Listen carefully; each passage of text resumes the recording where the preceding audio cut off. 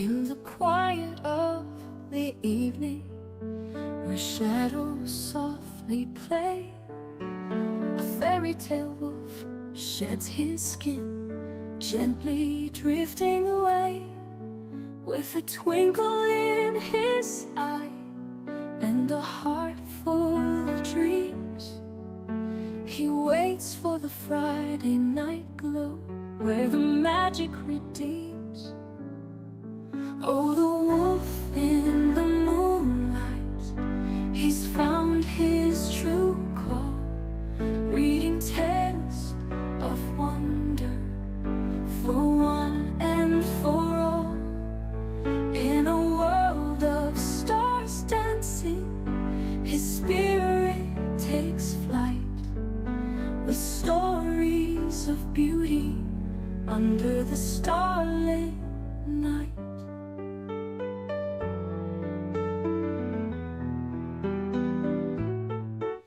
He picks up a book, the pages worn and wise,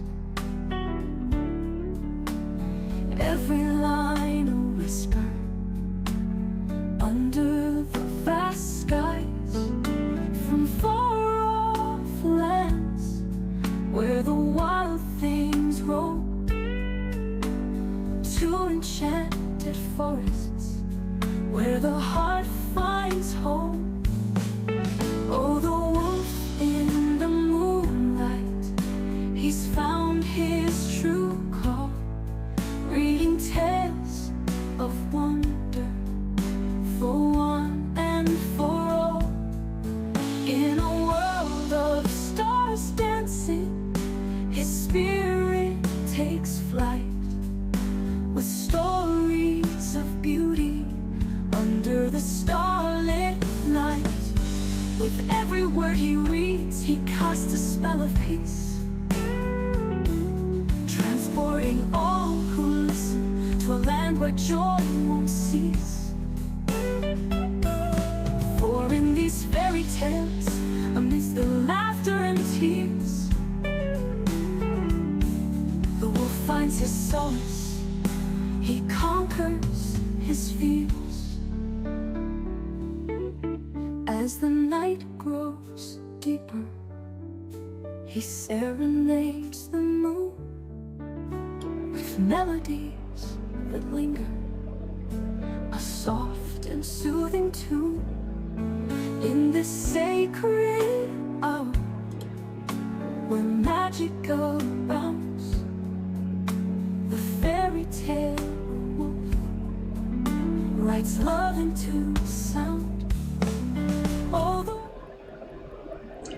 Hello everyone, welcome in. It is indeed Friday night, which means it is time for fairy tales. I certainly hope that everyone had a good week, and though we personally don't condemn, well, we don't,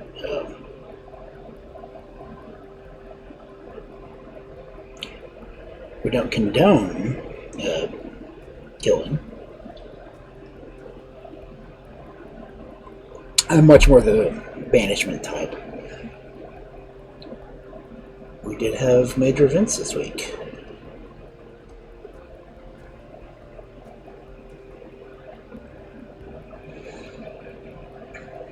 But may all involved have the peace they deserve. And having said that, we are here to do fairy tales.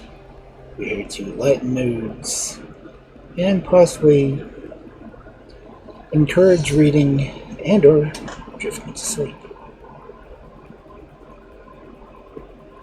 We are still in the Brown Fairy book. The stories tonight should not be nearly as long as the ones last time, so we will hopefully get through more than one.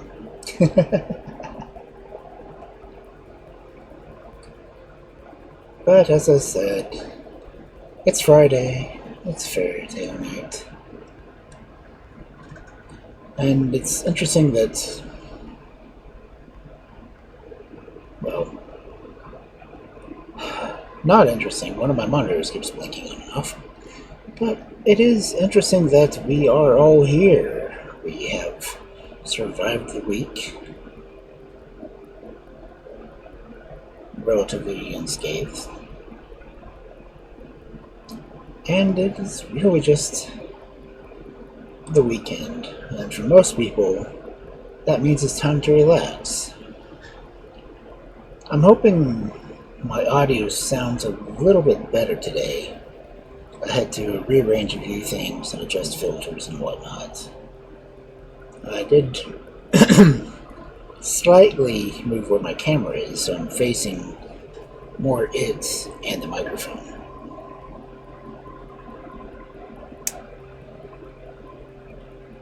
But I just hope you are all doing well.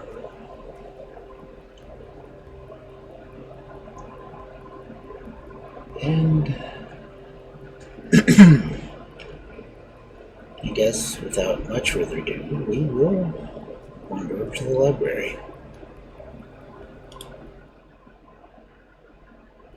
We wander fast. I don't have the cat camera on because my cats have decided they would rather lay down in the closet next to me than in the cat bed that I have the camera on. Which, you know, cats are cats. They will do and often will do everything that they want. Check my audio. The background isn't really that loud. Turn off the sounds a little. But I do have it filtered so that my background noise should be mostly gone. So it should be mostly my voice now.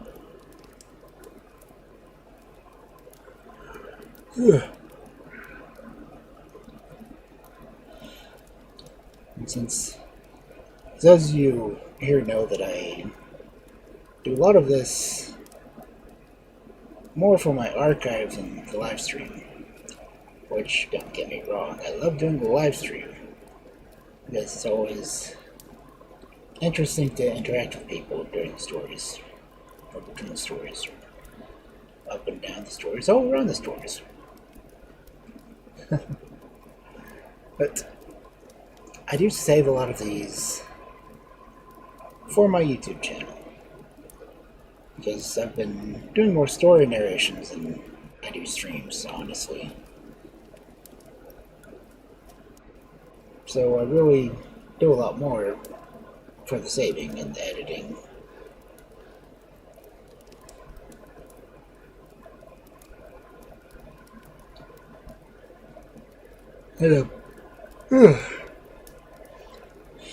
Hoping everything comes through clear on Twitch because it keeps showing me a digital blur.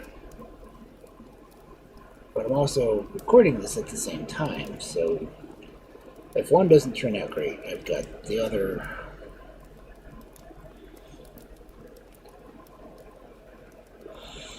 I'm not that great technically. I will be the first to admit that.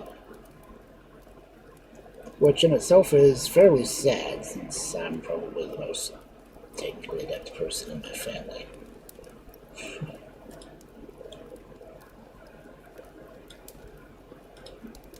Everyone else in my family is more mechanically adept than me. But anyway. It is not yet 9:10. So I was going to give it a few more minutes, see if anyone else is going to show up at the start, so that they don't miss anything. But if they do miss anything, there will be the VOD that's, well, after I edit it, it won't play ads during the stories, it'll play ads between the stories, which is kind of why I like doing the highlight here on Twitch, because then I can make the separate files that'll go through and do all of the story then we'll go to an ad break, then we'll come back. Whereas here, I have to push to make sure that the ad breaks don't interrupt the stories. But that's also why I try to start the stream early, get past the first pre-roll ads, and we get roughly an hour without them. Or sooner, then I can go ahead and do an ad break before doing those. Then we can get back into the stories. And looking at the first story for tonight, I thought it was interesting that it's actually a story that came from the U.S. Bureau of Anthology,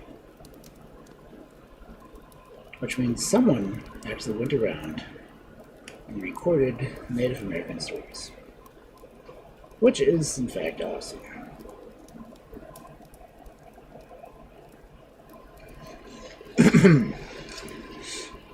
So, it is 9:09. I need to take a more simple look because of commenters.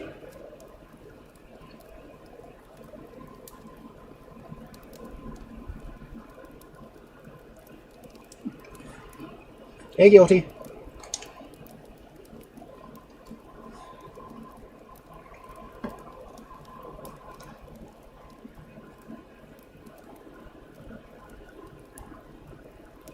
People do like using the dirt pool.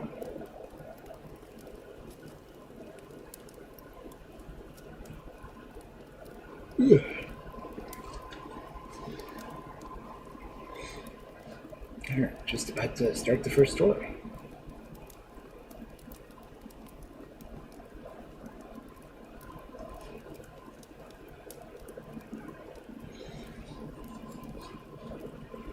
And I'm not sure how I ended up with a copy of it, but I have a copy of Peak. I'm not sure if I'll try playing that one this Monday or not. Because I've got other games I'm going to try to play to see if my stream will not crash. But as long as I can get some games I can play with people, it's still better than not.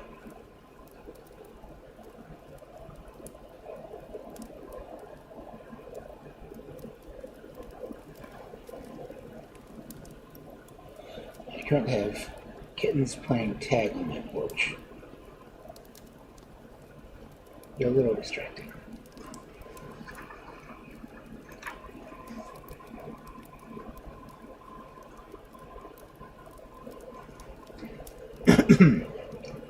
But anyway, let's get into the stories.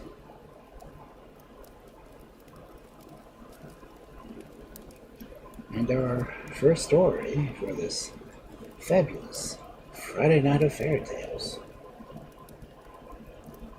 The Ball Carrier and the Bad One.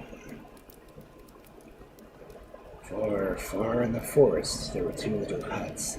In each of them lived a man who was a famous hunter, his wife, and 3 or 4 children. Now the children were forbidden to play more than a short distance from the door, as it was known that, away on the other side of the wood near the great river, there dwelt a witch who had a magic ball that she used as a means of stealing children. Her plan was a very simple one, and yet it never failed. When she wanted a child, she just flung her ball in the direction of the child's home, and however far off it might be, the ball was sure to reach it. Then, as soon as the child saw it, the ball would begin rolling slowly back to the witch, just keeping a little ahead of the child, so that he always thought he could catch it in the next minute. But he never did, and what was more, his parents never saw him again. Of course, you must not suppose that all the fathers and mothers who had lost children made no attempts to find them, but the forest was so large and the witch was so cunning in knowing exactly where they were going to search that it was very easy for her to keep out of the way. Besides, there was always a chance that the children might have been eaten by wolves, or large herds roamed around in the winter. One day the old witch happened to want a little boy, so she threw her ball in the direction of the hunters' huts. The child was standing outside, shooting at a mark with his bow and arrows. But the moment he saw the ball, which was made of glass whose blues and greens and whites, all frosted over, kept changing one into the other, he flung down his bow and stooped to pick the ball up. But as he did so, it began to roll very gently downhill. The boy could not let it roll away, and when it was so close to him, so he gave chase. The ball seemed always within his grasp, yet he could never catch it. It went quicker and quicker, and the boy grew more and more excited. That time he almost touched it. No, he missed it by a hair's breadth. Now, surely, if he gave a spring, he could get in front of it. He sprang forward, tripped and fell, and found himself in the witch's house. "Welcome, welcome, grandson," said she. "Get up and give yourself, you have a long walk, and I'm sure you must be tired." So the boy sat down and ate some food which she gave him in a bowl. It was quite different from anything he had tasted before, and he thought it was delicious. When he had eaten up every bit, the witch asked him if he had ever fasted. "No," said the boy. "At least I've been obliged to sometimes, but never if there was any food to be had." "So you will have to fast if you want the spirits to make you strong and wise, and the sooner you begin, the better." "Very well," said the boy. "What do I do first?" "Lie down on those buffalo skins by the door of the hut," answered she. And the boy lay down, and the squirrels and little bears and birds came and talked to him. At the end of 10 days, the old woman came to him with a bowl of the same food that he had eaten before. "Get up, grandson. You have fasted long enough. Have the good spirits visited you and granted you the strength and wisdom that you desire?" "Some of them have come and have given me a potion of both," answered the boy, "but many have stayed away from me." "Then," she said, "you must fast 10 days more." So the boy lay down again on the buffalo skins and fasted for 10 days, and at the end of that time he turned his face to the wall and fasted for 20 days longer, at the length which called him, and said, "Come and eat, my grandson." At the sound of her voice, the boy got up and ate all the food she gave him. When he had finished every scrap, she spoke as before. "Tell me, my grandson, have not the good spirits visited you all these days that you have fasted?" "Not all, grandmother," answered he. "There are still some who keep away from me and say I have not fasted long enough." "Then you must fast again," replied the old woman, "and go on fasting till you receive the gifts of all the good spirits. No one must be missing." The boy said nothing, but lay down for the 3rd time on the buffalo skins and fasted for 20 days more. And at the end of that time, the witch thought he was dead. His face was so white, his body so still. But when she had fed him out of the bowl, he grew stronger, and soon was able to sit up. "You have fasted a long time," said she, "longer than anyone ever fasted before. Surely the good spirits must be satisfied now." "Yes, grandmother," answered the boy. "They have all come and have all given me their gifts." This pleased the old woman so much that she brought him another basin of food, and while he was eating it she talked to him, and this is what she said. "Far away on the other side of the great river is the home of the Bad One. In his house is much gold, and what is more precious than even gold, a little bridge which lengthens out of the Bad One as he waves his hand, so that there is no river or sea that he cannot cross. Now, I want that bridge and some gold for myself, and that is the reason that I have stolen so many boys by means of my ball. I have tried to teach them how to gain the gifts of the good spirits, but none of them would fast long enough, and at last I had to send them away to perform simple, easy little tasks. But you have been strong and faithful, and you can do this thing if you listen to what I tell you. When you reach the river, tie this ball to your foot, and it will take you across. You cannot manage it in any other way. But do not be afraid. Trust the ball, and you will be quite safe." The boy took the ball and put it in a bag. Then he made himself a club and a bow and some arrows which would fly further than anyone else's arrows, because of the strength of the good spirits had given him. They had also bestowed on him the power of changing its shape, and had increased the quickness of his eyes and ears so that nothing escaped him. And, in some way or other, they made him understand that if he needed more help, that they would give it to him. When all these things were ready, the boy bade farewell to the witch and set out.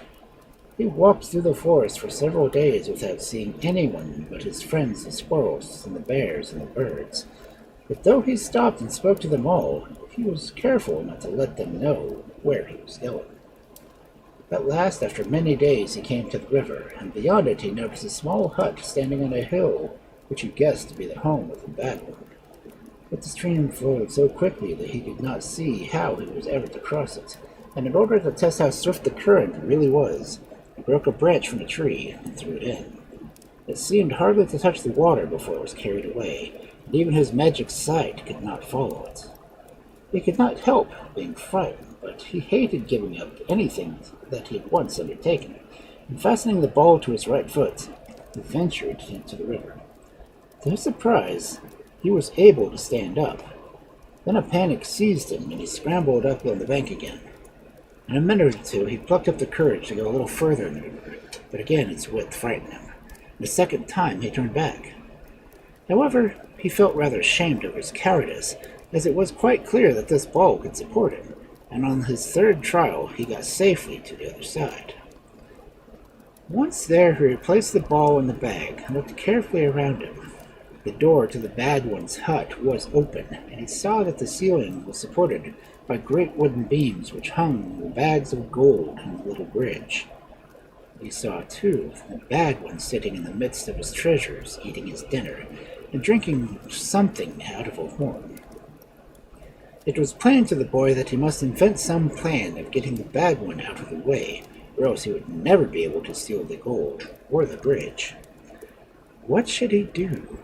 Give horrible shrieks as if he were in pain?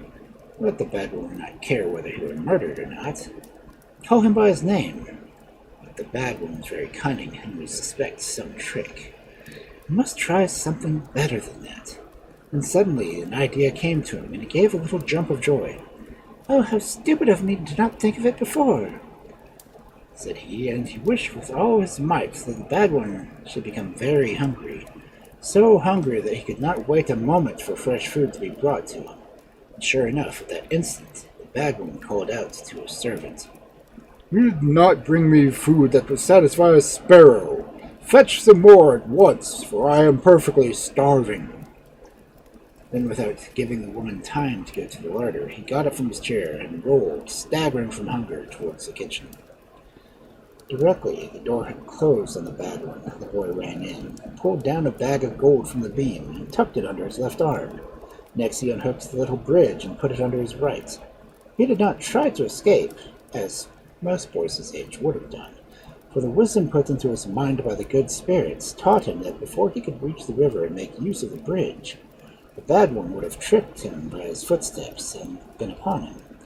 So, making himself very small and thin, he hid himself behind a pile of buffalo skins in the corner, first tearing a slit through one of them so that he could see what was going on. He had hardly settled himself when the servant entered the room, and as she did so, the last bag on the beam fell to the ground, for they began to fall directly the boy had taken the first one. She cried to her master that someone had stolen both the bag and the bridge, and the bad one burst in, mad with anger, and bade her to go and seek for footsteps outside, that they might find out where the thief had gone. In a few minutes she returned, saying that he must be in the house, as she could not see any footsteps leading to the river, and began to move all the furniture in the room, without discovering the ball carrier.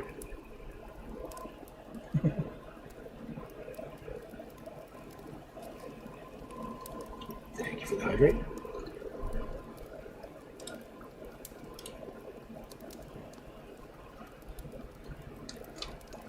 "He must be here somewhere," she said to herself, examining for a second time the pile of buffalo skins. The ball carrier, knowing that he could not possibly escape now, hastily wished that the bad one should be unable to eat any more food at present.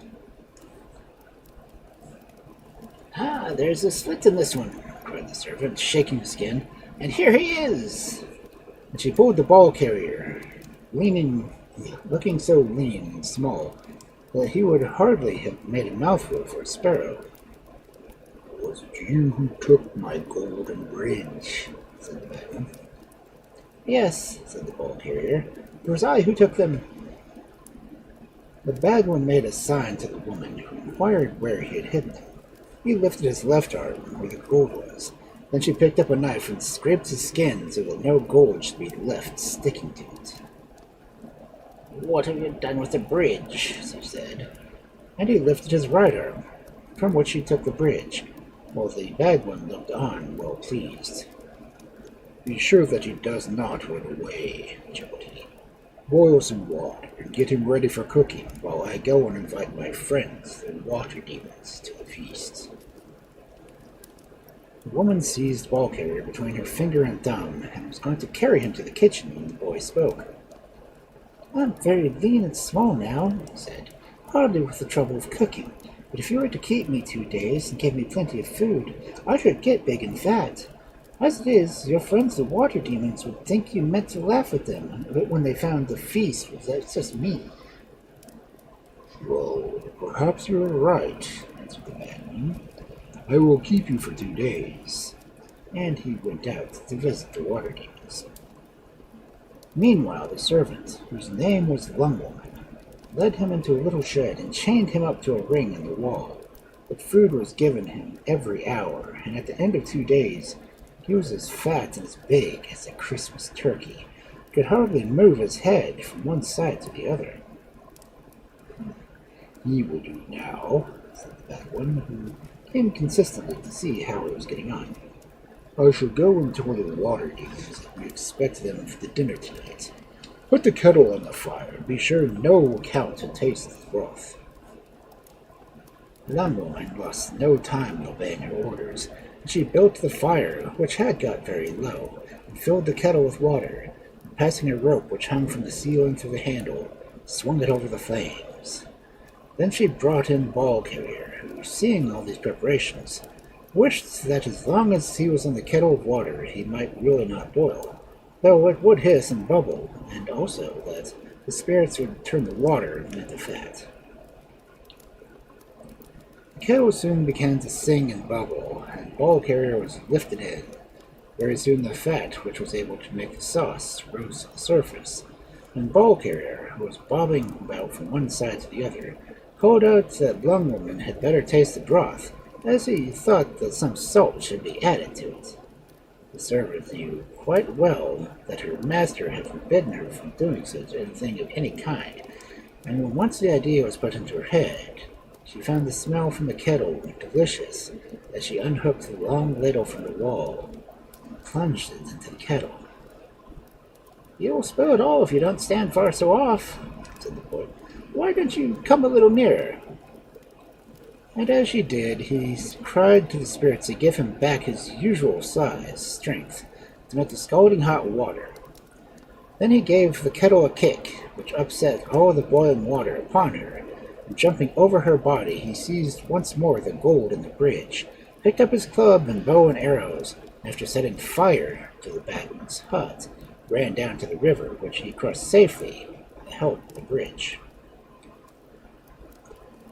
The hut, which was made of wood, burned to the ground before the bad one came back with a large crowd of water demons. There was not a sign of anyone or anything, so he started for the river, where he saw the ball carrier sitting quietly on the other side. And the bad one knew what had happened, and after telling the water demons that he would be no feast after all, he called to Ball Carrier, who was eating an apple. "I know your name now," he said, "and as you have ruined me, and I am not rich any more, Will you take me as your servant? Yes, I will, though you have tried to kill me, answered Ball Carrier, throwing the bridge across the water as he spoke. When the bad one was in the midst of the stream, the boy wished it to become small, and the bad one fell into the water and was drowned, and the world was rid of him.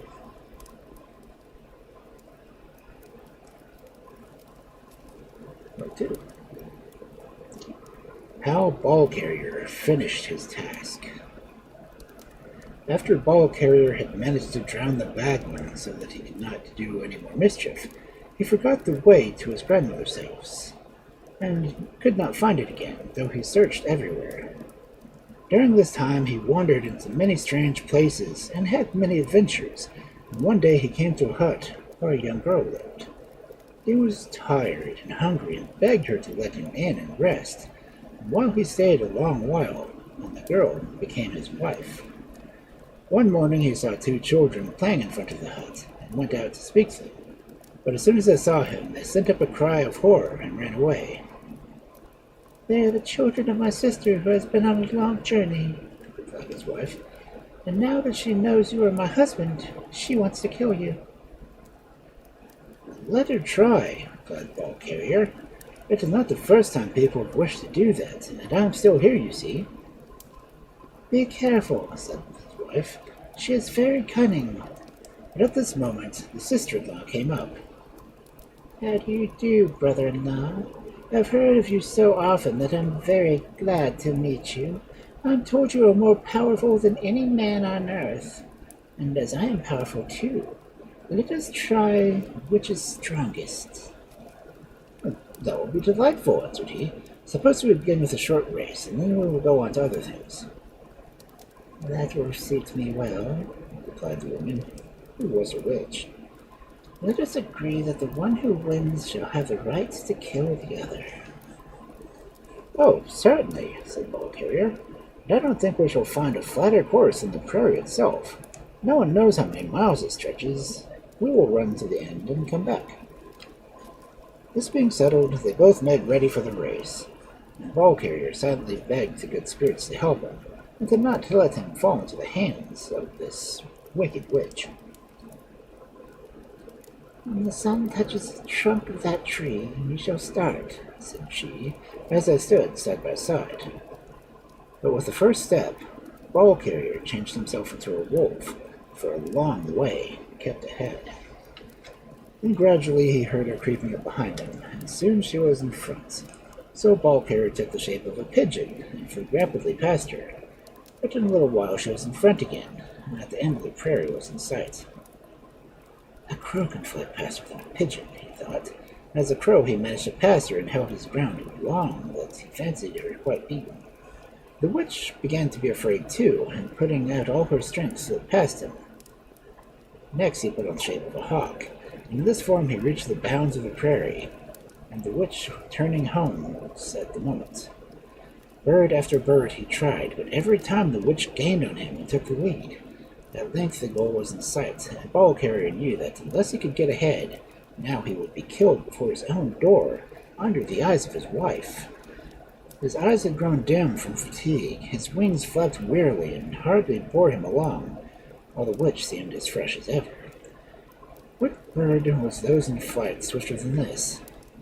Would not the good spirits tell him? Of course he knew. Why had he not thought of it first? Spared himself the fatigue. The next instant, a hummingbird, dressed in green and blue, flashed past the woman and entered the house. The witch came up, panting, furious at having lost the race which he felt certain of winning, and Ball Carrier, who had changed by this time back to his own shape, struck her on the head and killed her. For a long while, Ball Carrier was content to stay quietly at home with his wife and children, for he was tired of adventures and only did enough hunting to supply the house with food.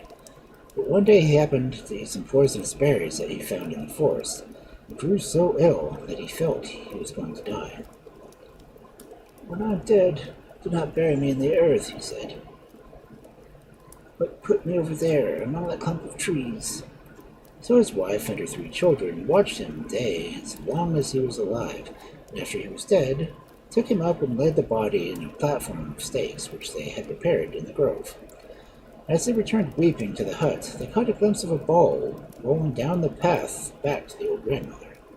One of the sons sprang forward to stop it, for Wolf had often told them the tale of how he had helped them cross the river, and it was too quick for him, and they had to content themselves with a war club and bow and arrows, which were carefully put away. By and by some travelers came past, and the chief among them asked to leave to marry ball carrier's daughter. The mother said she would have a little time to think it over, as her daughter was still very young. So it was settled that the man should go away for a month with his friends, and then come back to see if the girl was willing. Now, ever since Ball Carrier's death, the family had been very poor, and often could not get enough to eat.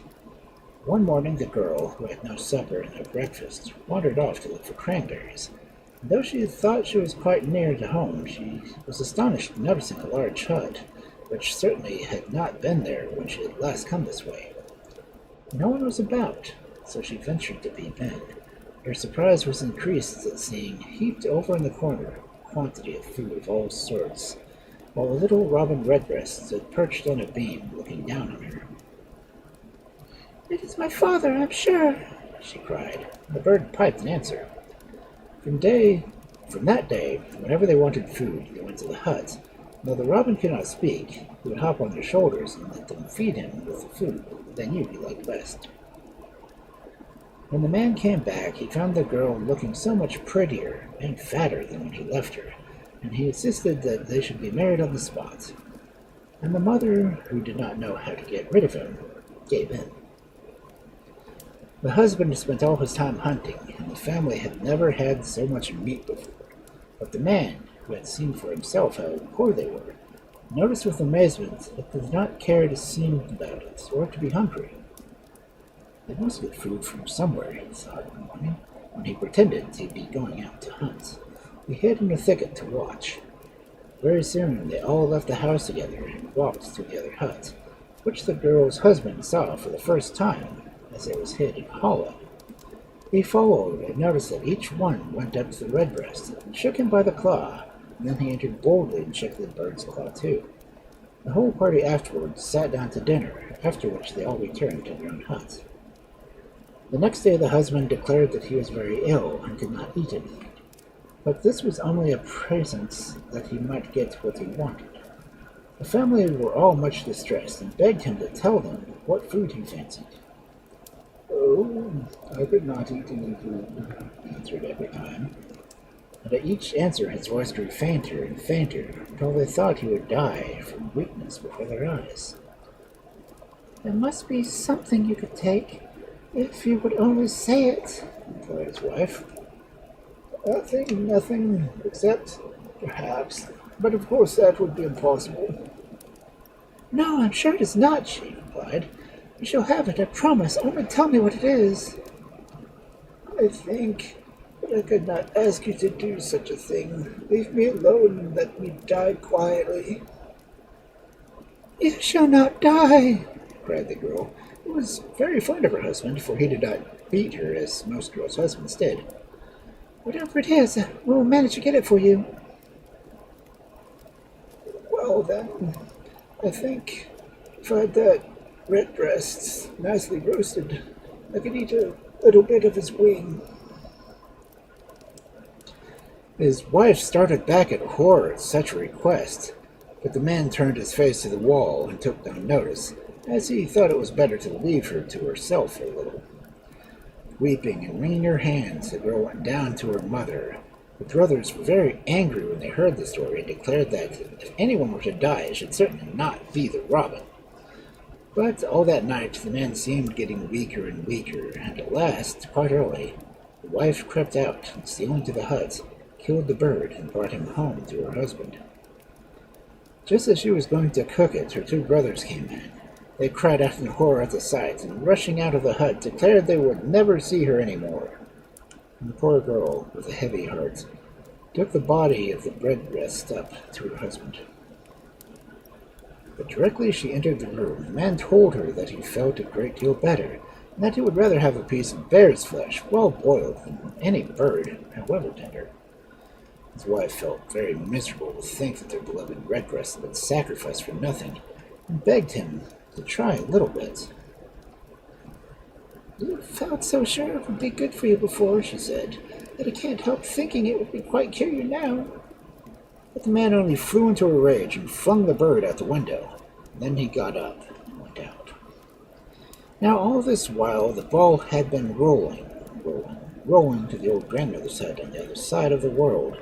And directly it rolled into her hut, she knew that her grandson must be dead. Without wasting any time, she took a foxskin, tied it around her forehead, and fastened another around her waist, as witches do when they leave their homes. And when she was ready, she said to the ball, "Go back the way you came and lead me to my grandson." And the ball started, and the woman followed. It was a long journey, even for a witch, but like other things, it ended at last, and the old woman stood before the platform of stakes, where the body of Ball Carrier lay. "Wake up, my grandson, it is time to go home," the witch said. And Ball Carrier stepped down off the platform, and brought his club and bow and arrows out of the hut, and set out for the other side of the world, behind the old woman.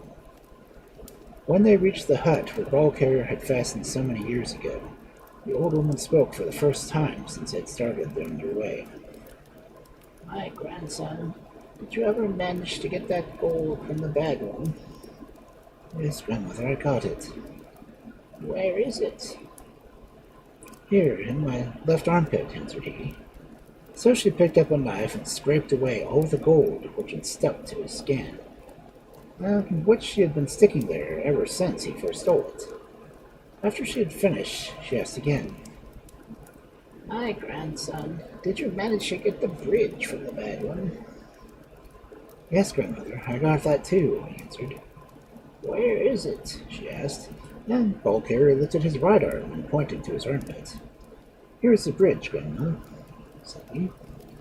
Then the witch did something that nobody in the world would have guessed that she would do. First, she took the gold and said to Ball Carrier, "My grandson, this gold must be hidden in the earth, for if people think they can get it when they choose, they will become lazy and stupid. But if we take it and bury it in different parts of the world, they will have to work for it if they want it, and then only will find a little at a time." And as they spoke, she pulled up one of the poles of the hut, and Ball Carrier saw that underneath was a deep, deep hole which seemed to have no bottom. Down this hole she poured all the gold, and when it was out of sight, it ran about all over the world, where people that dig hard sometimes may find it. And after that she was done, she put the whole pole back. Next she lifted down a spade from the high shelf, where it had grown quite rusty, and dug a very small hole in the opposite side of her hut. Very small, very deep. "Give me the bridge," she said, "for I'm going to bury it here, and if anyone has to get hold of it, they'll find that they can cross rivers and seas without trouble. Then they would never discover how to trust them for themselves. I'm a witch, and if I had chosen, I could easily have cast my spells over the bad one and made him deliver them to me the first time they came to my hut. But when you would never have fasted, never would have planned how to get what you wanted, and never have known the good spirits, you would have been fat and idle to the end of your days. And now go in that hut, which you can see just so far away, live your father and your mother, who are now old people and need a son to hunt for them. You have done what you were set to do, and I need you no more." Then Ball Carrier remembered his parents and went back to them. Okay. That was an interesting story.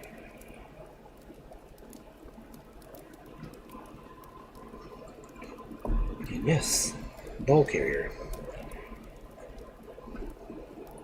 And the bad one. The Wild Fortress? I don't know what a fortress is.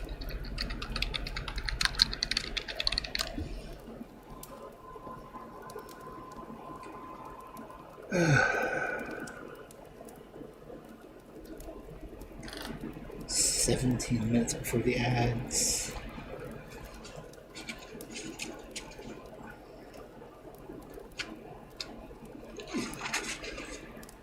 I can do at least one more. And again, this one is from another historical thing. It actually came from the Journal of Anthropological Institute. And it's an Australian story. No, I'm not going to do any Australian accents because that would just be rude.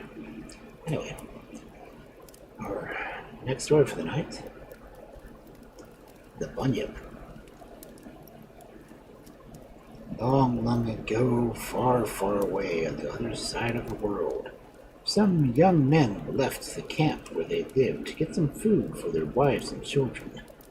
The sun was hot, but they liked heat, and as they went, they ran across races and tried who could hurl his spear the farthest, or was the cleverest in throwing a strange weapon called a boomerang, which always returns to its owner. They did not get on very fast at this rate, but presently they reached a flat place, and at the time no flood was full of water. For it was now, in the height of summer, only a set of pools, each surrounded with a fringe of plants, which bulrushes standing in the inside of all. In that country the people were fond of the roots of bulrushes, which they think as good as onions, and one of the young men said that they had better collect some of the roots and carry them back to camp.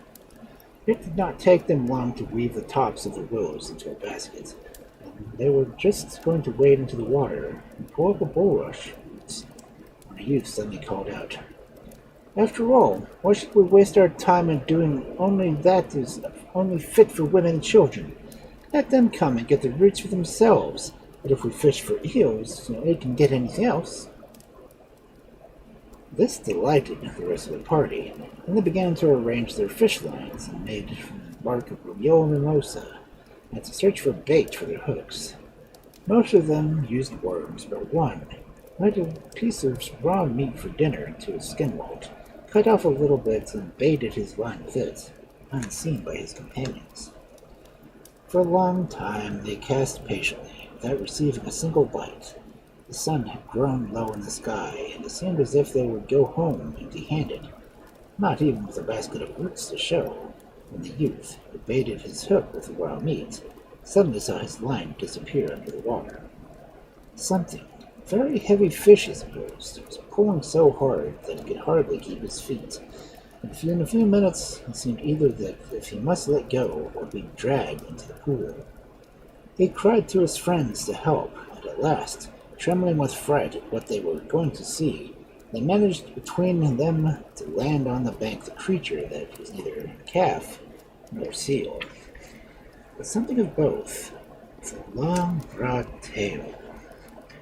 They looked at each other with horror, cold shivers running down their spines, for though they had never beheld it, there was not a man amongst them that did not know what it was. The cub of the awful Bunyip. All of a sudden, the silence was broken by a low wail, answered by another from the other side of the pool, as the mother rose up from her den and came towards them, rage flashing in her horrible yellow eyes. "Let it go! Let it go!" whispered the young men to each other, but the captor declared that he had caught it and was going to keep it. He had promised his sweetheart, he said, that he would bring back enough meat for her father's house to feast on for 3 days, and though they could not eat the little Bunyip, her brothers and sisters could have it to play with. So, flinging his spear at the mother to keep her back, he threw the little Bunyip on his shoulders and set out for the camp, never heeding the poor mother's cries of distress. By the time it was getting near sunset, and the plain was in shadow, though the tops of the mountains were still quite bright, the youths had all ceased to be afraid when they had startled by a low rushing sound behind them. Looking around, saw that the pool was slowly rising. The spot where they had landed the Bunyip was quite covered. "What could it be?" they asked one another. There was not a cloud in the sky, yet the water had risen higher already than they'd ever known it to do before. For an instant they stood watching as if they were frozen. Then they returned and ran with all their might, the man with the bunyip running faster than all. When he reached the high peak overlooking the plain, he stopped to take breath, and turned to see if he was safe yet. Safe. While only the tops of the trees remained above the sea water, and these were fast disappearing. They must run fast indeed if they were to escape. So on they all flew, scarcely feeling the ground as they went, till they flung themselves on the ground before the holes scooped out into the earth where they had been born. The old men were sitting in front, the children were playing, and the women chattered together, and the little bunyip fell into the midst. And there was scarcely a child among them that did not know something terrible was upon them. "The water! The water!" gasped one of the young men. There it was, slowly but steadily mounting the ridge itself. Parents and children clung together, as if by that means they could drive back the advancing flood. And the youth had all caused this terrible catastrophe, seized his sweetheart and cried, "I will climb with you to the top of that tree. There will be no waters that can reach us." But as he spoke, something cold touched him, and he glanced down at his feet. Then with a shudder he saw that his feet were no longer, but birds' claws. He looked at the girl when he was clasping, and beheld a great blackbird striding at his side. He turned to his friends, but a flock of great awkward flapping creatures stood in their places, put up his hands to cover his face, but they were no more hands, but only the ends of wings. And when he tried to speak, a noise such as he had never heard before seemed to come from his throat, which had suddenly become narrow and slender. Already the water had risen to his waist, and he himself found him sitting easily upon it, while its surface reflected the back image of the black swan, one of many. Never again did swans become men, but they still are different from other swans. For in the night time, those who hear them can call them in language that is certainly not swan's language. There are even sounds of laughing and talking, unlike any noise made by the swans whom we know. The little bunyip was carried home by its mother, and after the waters sank back to their channels. The side of the pool where she always shunned by everyone, and nobody knows why she suddenly put her head out and draw in her mighty jaws.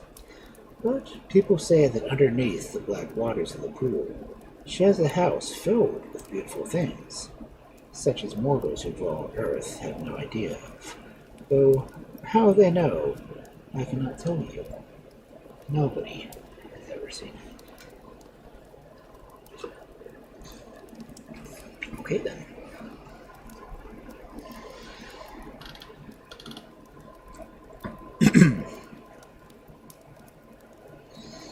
Didn't know describe what the bunyip would look like. Other than it was weird and had a white flat tail.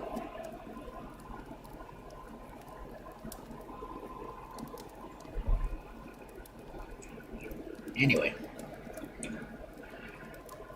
going to do ads. So, see you on. Yeah, see you all in a bit. My microphone cut off early.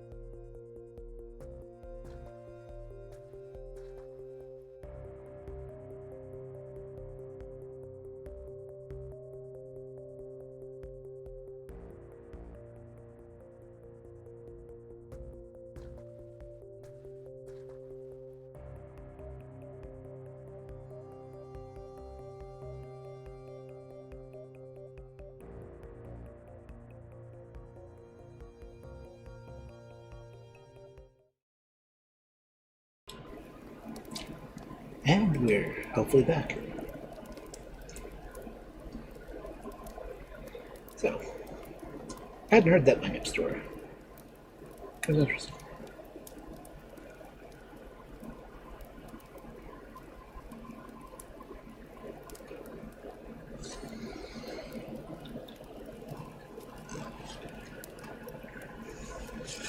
Definitely makes a Bunyip more intimidating than the versions I had heard. Anyway.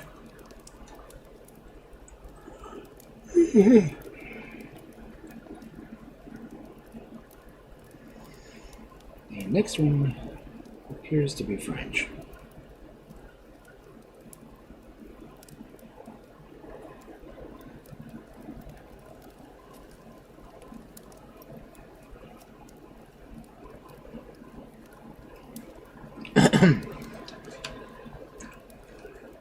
So our next story for the evening, from the Contes Populaires. Father Grumbler. Once upon a time, there lived a man who had nearly as many children as there were sparrows in the garden. He had to work very hard all day to get them to eat enough, and was often tired and cross and abused everything and everybody, so that people called him Father Grumbler. By and by he grew weary of always working, and on Sundays he laid long while in bed, instead of going to church. Then, after a time, he found it dull to sit so many hours by himself, thinking of nothing but how to pay the rent that was owing, and as the tavern across the road looked bright and cheerful, he walked in one day and sat down with his friends. It was just a chase away the care, he said, and when he came out, hours and hours after, care came out with him. Father Grumbler entered his house feeling more dismal than when he left it, for he knew that he had wasted both his time and his money. "I will go and see the holy man in the cave near the well," he said to himself, "and perhaps he will tell me why all the luck is for other people and only misfortunes happen to me."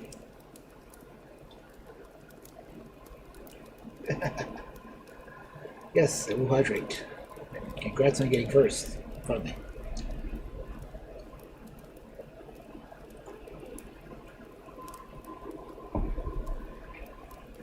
From the holy man in the cave. Good place for him. And he set out at once for the cave. It was a long way off. The road led over mountains and through valleys, but at last he reached the cave where the holy man dwelt, and knocked at the door. "Who is there?" asked a voice from within. "It is I, holy man, Father Grumbler, you know, who has many children as sparrows in the garden." "Well, and what is it you want?" "I want to know why other people have all the luck and only misfortunes happen to me." The holy man did not answer, but went into an inner cave from which he came out bearing something in his hand. "Do you see this basket?" he said. "It is a magical basket. If you are hungry, you have only got to say, 'Little basket, do your duty,' and you will eat the best dinner you have ever had in your life. But when you have had enough, be sure to don't forget to cry out, 'That will do for today.' Oh, and one more thing. You need not show it to everybody and declare that I have given it to you. Do you understand?" Father Grumbler was always accustomed to think it to himself as unluckies, but he did not know whether the holy man was not playing a trick upon him. But he took the basket without being polite enough to say either thank you or good morning, and went away. However, he only waited until he was out of sight of the cave before he stooped down and whispered, little basket, do your duty." Now the basket had a lid, so that he could not see what was inside, but he heard quite clearly strange noises, as if a sort of scuffling was going on. Then the lid burst open, and a quantity of delicious little white rolls came tumbling out, one after another, followed by a stream of small fishes, already cooked. What a quantity they were, to be sure. The whole road was covered by them. The banks of each side were beginning to disappear. And Father Grumbler felt quite frightened at the torrent, but at last he remembered what the holy man had told him, and cried at the top of his voice, "Enough! Enough! That will do for today!" No, this one wasn't nearly as bad. The lid of the basket closed with a snap. Father Grumbler sighed with relief and happiness as he looked around him, and sitting down on a heap of stones, he ate till he could eat no more. Trout, salmon, turbot, soles, and 100 other fishes whose names he did not know, they boiled, fried, and grilled within his own hands. As the holy man said, he had never eaten such a dinner. Still, when he had done, he shook his head and grumbled, "Yes, there's plenty to eat, of course, but it only makes me thirsty. There's not a drop to drink anywhere." How you doing, Matzo?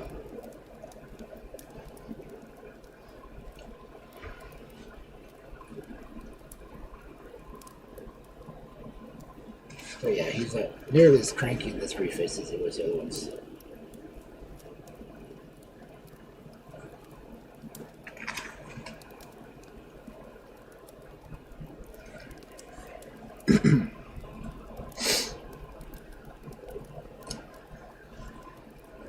Yet, somehow, he could never tell why. He looked up and saw a tavern in front of him, which he thought was miles and miles and miles away. "Bring the best wine you've got. 2 glasses, good mother," he said as he entered. "And if you are fond of fish, there's enough here to feed the house. Only there's no need to chatter about it all over the place, understand, eh?" Without waiting for an answer, he whispered to the basket, little basket, do your duty." The innkeeper and his wife thought that a customer had gone suddenly mad, watching him closely and ready to spring on him if he were to become violent. But both instinctively jumped backwards, nearly into the fire, as rolls and fishes of every kind came tumbling out of the basket, covering the tables and the chairs and the floor, and even overflowing into the street. Be quick! Pick them up!" cried the man. "If these are not enough, there are plenty more to have for the asking." The innkeeper and his wife did not need to tell him twice. Down they went on their knees and gathered up everything they could lay their hands on. But busy though they seemed, they found time to whisper to each other. "If only we could get a hold of that basket, it would make our fortune." So they began by inviting Father Grumbler to sit down to the table, and brought out the best wine in the cellar, hoping it might loosen his tongue. But Father Grumbler was wiser than they gave him credit for, and though they tried in all manners of ways to find out who had given him the basket, he put them off and kept his secret to himself. Unfortunately, though he did not speak, he did drink. It was not long before he fell fast asleep. Then the woman fetched from her kitchen a basket, so like the magic one that no one, without looking very closely, could tell the difference, and placed it in Father Grumbler's hand, while she hid the other carefully away. It was dinner time when the man awoke, and jumping up hastily, he set out for home, where he found all the children gathered round a basin of thin soup, and pushing their wooden bowls forward, hoping to have the first spoonful. The father burst into the midst of them, bearing his basket and crying, "Don't spoil your appetites, children, with that stuff.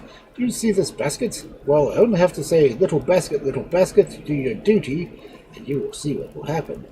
Now you shall say it instead of me, for treat." The children wondered and delighted, repeated the words, but nothing happened.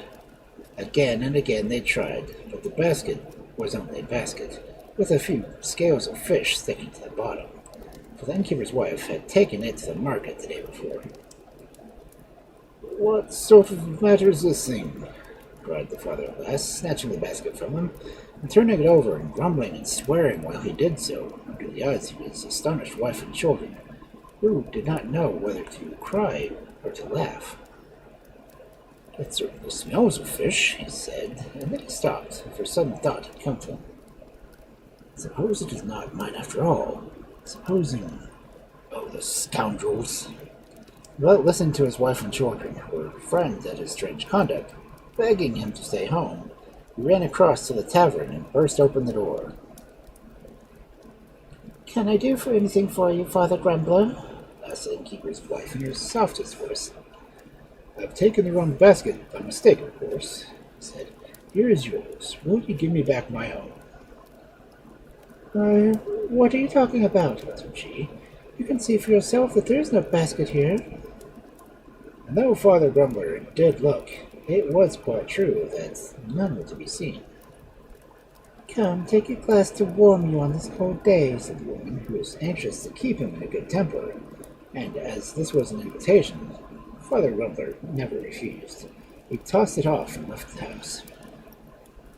He took the road that led to the holy man's cave, and made such a haste that it was not long before he had reached it. "Who's there?" said a voice answered to his knock. It is me, holy man. You know quite well, Father Grumbler, who hasn't children as sparrows in a button." My good man, it was only yesterday that I gave you a handsome present." "Yes, holy man, and here it is. But something has happened. I don't know what, and it won't work anymore." "Well, put it down, and I will go and see if I can find anything for you." In a few minutes, the holy man returned with a cock under his arm. "Listen to me," he said. "Whenever you want money, you only have to say, 'Show me what you can do, cock,' and you will see something wonderful. But remember, it is not necessary to let all the world into the secret." "Oh no, holy man, I'm not so foolish as that." "Not to tell everybody that I gave it to you." "Darn the holy man, I have not got these treasures by dozens." And without waiting for an answer, he shut the door. As before, the distance seemed to have wonderfully shortened, and the moment the tavern rose up in front of Father Grumbler, without stopping to think, he went straight in, found the innkeeper's wife in the kitchen, making a cake. "Where have you come from with that fine red cock in your pocket?" said she, for the bird was so big that the lid could not shut down properly. "Oh, I come from a place where they don't keep these things by the dozen," he replied, sitting down in front of the table.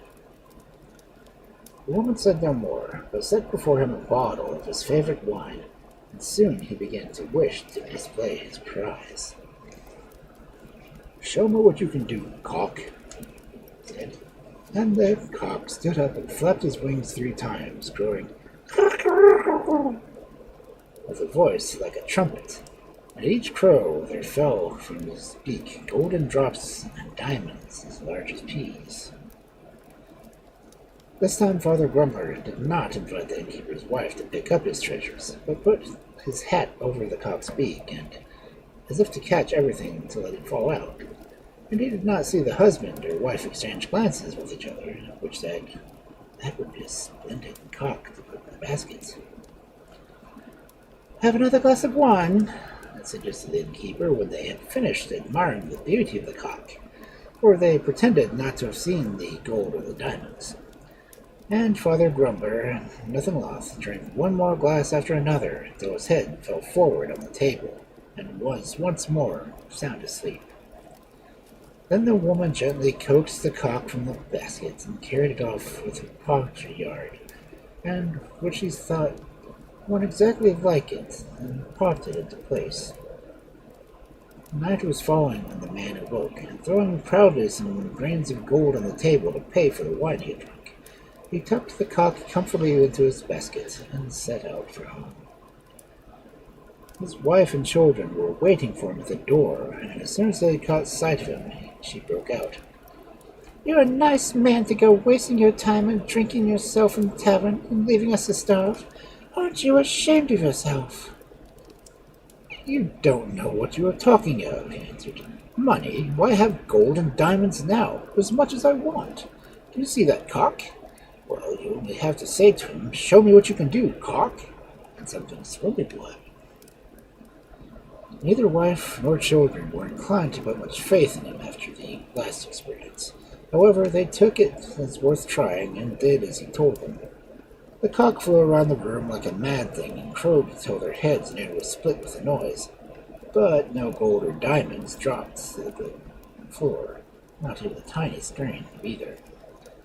Father Grumbler stared in silence for a moment. Then he began to swear so loudly that even his family, accustomed as they were to his language, wondered at him. At last he grew a little quieter, but remained as puzzled as ever. I never got the words, but I know what was to be said. I saw the diamonds with my own eyes. And suddenly he seized the cock and shut it in the basket and rushed out of the house. His heavy wooden shoes clattered as he ran along the road, and he made such haste that the stars were only just beginning to come out when he reached the cave of the Holy Man. "Who is that knocking?" asked the voice from within. It is me, Holy Man. You know, Father. But, my good fellow, you really should give someone else a chance. This is the third time you've been here, and it's such an hour, too. Oh, yes, Holy Man, I know it is very late, but you will forgive me. It is your cock. Is there something the matter? It is like the basket. Look. That my cock? That my basket? Someone has played a trick, my good man. A trick, repeated Father Grumbler, who began to understand what had happened. Then it must have been those two. I warned you not to show them to anybody, said the old man. You deserve, but I will give you one more chance. And turning, he unhooked something from the wall.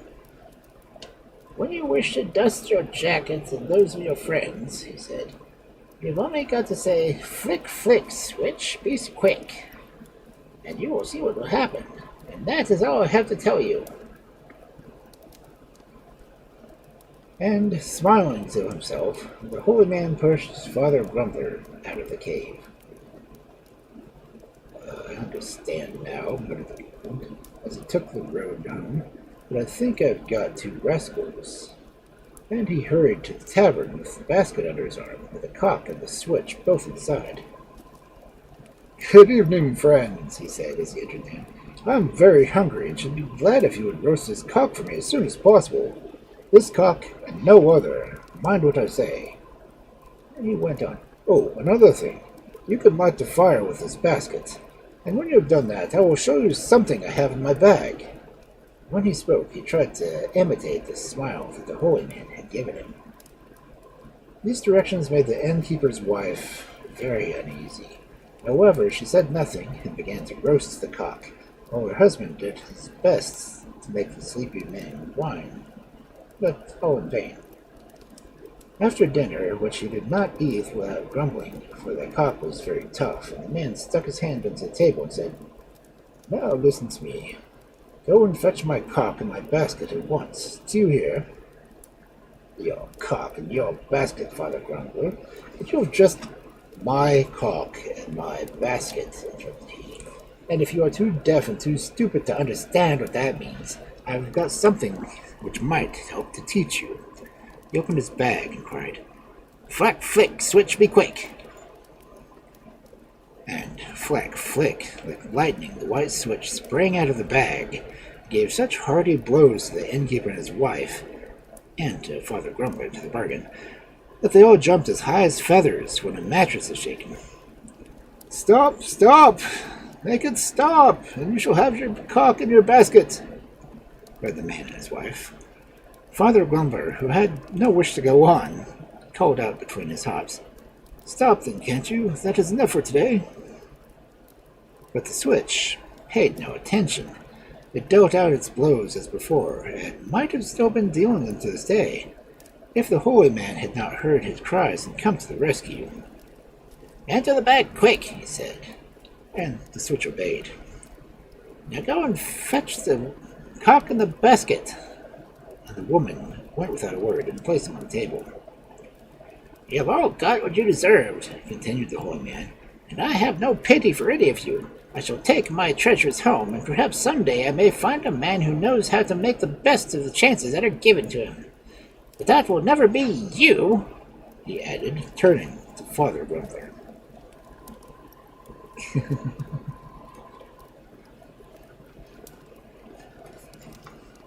Let's see. Now a lot of those elements have been changed.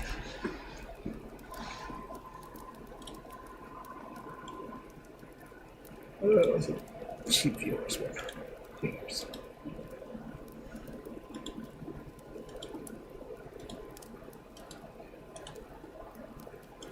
What's your story about what actually report instead of just log?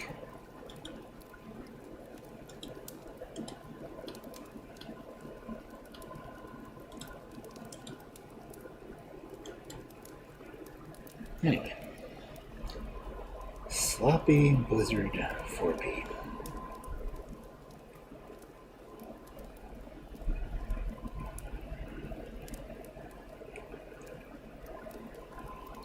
Okay. But yeah, Interlang was much nicer than the introduction this time.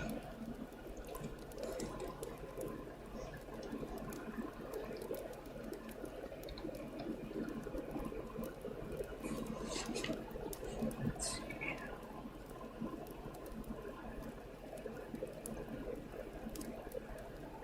Next story is a little bit longer.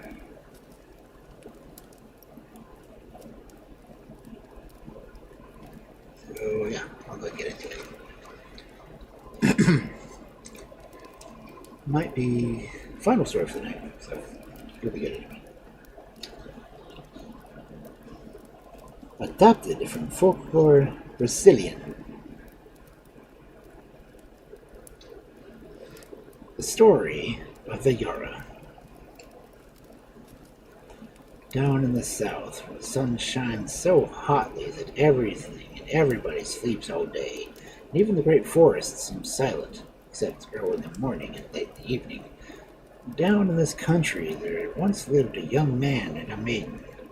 The girl had been born in town, and had scarcely ever left it, but the young man was a native of another country, and had only come to the city near the great river, because he could find no work to do where he was. Now, a few months after his arrival, when the days were cooler, the people did not sleep so much as usual. A great feast was held a little way out of town, and to this feast everybody flocked from 30 miles or more. Some walked, some rode, some came in beautiful golden coaches, but all had on splendid dresses of blue or red, while wreaths of flowers rested in their hair. It was a long time.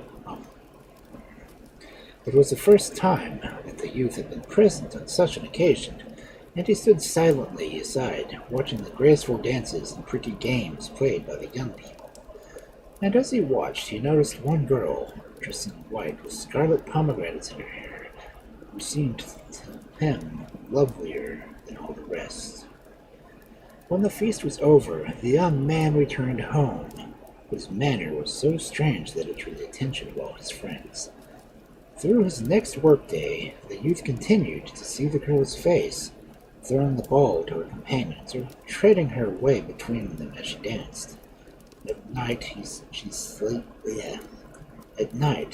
sleep fled from him, and after tossing for hours on his bed, he would get up and plunge into a deep pool that lay a little way in the forest.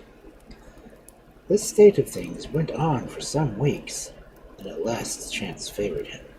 One evening, as he was passing near the house where she lived, he saw her standing with her back to the wall, trying to beat off with her fan the attacks of a savage dog that was leaping at her throat. Alonzo, for that was his name, sprang forward and with one blow of a fist stretched the creature dead upon the road. Then he helped the frightened and half-fainting girl into a large, cool veranda where her parents were sitting, and from that hour he was a welcome guest of the house. It was not long before he was the promised husband of Julia. Every day when his work was done, he used to go up to the house, half hidden among flowering plants and brilliant creepers, where the hummingbirds darted from bush to bush, and the parrots of all colors, red and green and gray, shrieked in chorus. There he could find the maiden waiting for him. They would spend an hour or two under the stars, which looked so large and bright that you felt as if you could almost touch them. "What did you do last night after you went home?" suddenly asked the girl one evening. "Just the same as I always do," he answered. "It was too hot to sleep, and there was no use going to bed, so I walked off to the forest and bathed in one of the deep, dark pools at the edge of the river. I've been there consistently over several months. But last night, a strange thing happened. I was taking my last plunge when I heard, sometimes from one side and sometimes from another, the sound of a voice singing more sweetly than any nightingale, though I could not catch any words.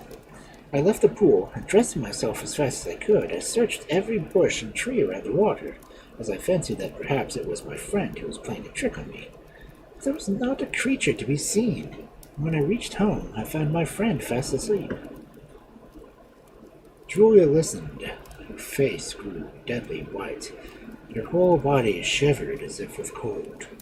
From her childhood, she had heard stories of terrible beings that lived in the forests or were hidden under the banks of the river and could only be kept off by powerful charms. Could the voice which had bewitched Alonso had come from one of these? Perhaps, who knows, it was the voice of the dreaded Yara herself, who sought young men on the eve of their marriage as her prey. For a moment, the girl sat choked with fear as the thoughts rushed through her. And then she said, "Alonso, will you promise me something?" "What is that?" he asked. "It is something that has to do with our future happiness." "Oh, it is serious then. Well, of course I promise. Now tell me."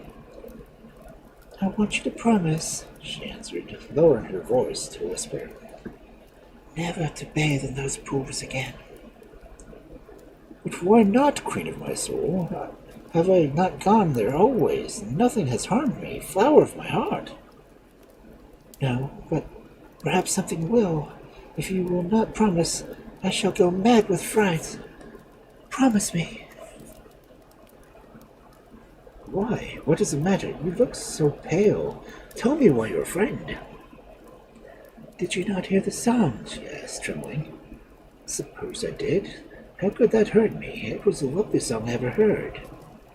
"Yes, and after the song will come the apparition, and after that...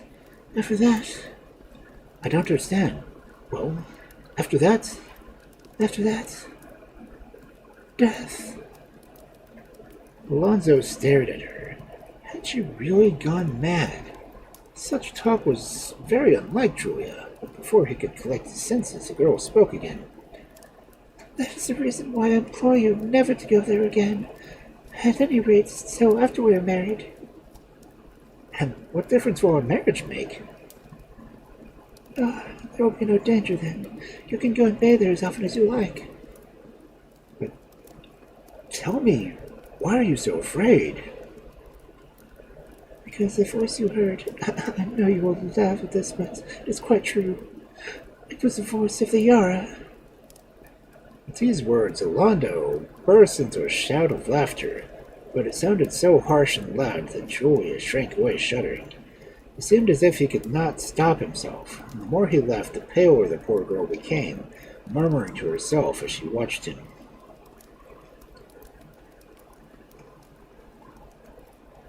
"Oh, heaven, you have seen her. You have seen her. What shall I do?" Faint as her whisper was, it reached the ears of Alonso, who, though he could not speak for laughing, shook his head. "You may not know it, but it is true. Nobody who has seen the Yara laughs like that." And Julia flung herself on the ground, weeping bitterly. At this sight, Alonso became suddenly grave, and kneeling by her side, gently raised her up. "Do not cry so, my angel," he said. "I will promise anything you please. Only let me see you smile again." With a great effort, Julia checked her sobs and rose to her feet. "Thank you," she answered. "My heart grows lighter as you say that. I know you will try to keep your word and to stay away from the forest. But the power of the Yara is very strong. The sound of her force is apt to make men forget anything else in the world. Oh, I've seen it, and more than one betrothed maiden lives alone, heartbroken. If ever you could return to the pool where you heard the voice, promise me that you will at least take this with you."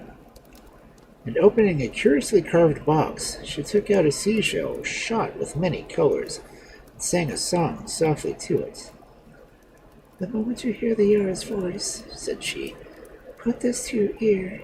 You will hear my song instead.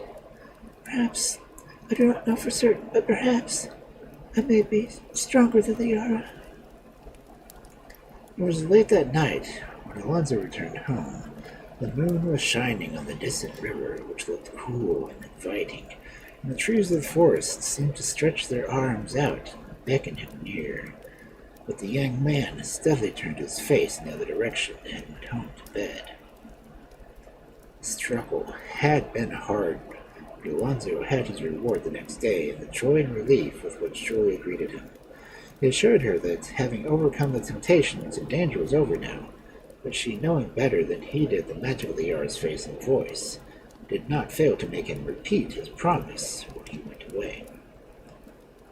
For 3 nights, Alonzo kept his word, not because he believed in the Yara, for that he thought the tales of her were all nonsense, but because he could not bear the tears which he knew that Julia would greet him if he confessed that he had returned to the forest. But in spite of this, the song rang in his ears, and daily grew louder. On the 4th night, the attraction of the forest grew so strong that neither the thought of Julia nor the promises he had made her could hold him back. At 11 o'clock, he plunged into the cool darkness of the trees and took a path that led straight to the river. Yet, for the first time, we found that Julia's warnings, though he had laughed at her at first, had remained in his memory, and he glanced at the bushes with a certain sense of fear which was quite new to him. When he reached the river, he paused and looked round for a moment to make sure that the strange feeling of someone watching him was fancy, and that he was really alone. But the moon shone brightly on every tree, and nothing was to be seen but his own shadow. Nothing was to be heard but the sound of the rippling stream. He threw off his clothes and was just about to dive in headlong when something, he did not know what, suddenly caused him to look around. At the same instant the moon passed behind a cloud, and its rays fell on a beautiful golden-haired woman standing half hidden by the ferns. With one bound he caught up his mantle and rushed headlong down the path he had come, fearing at each step he would feel a hand laid on his shoulder.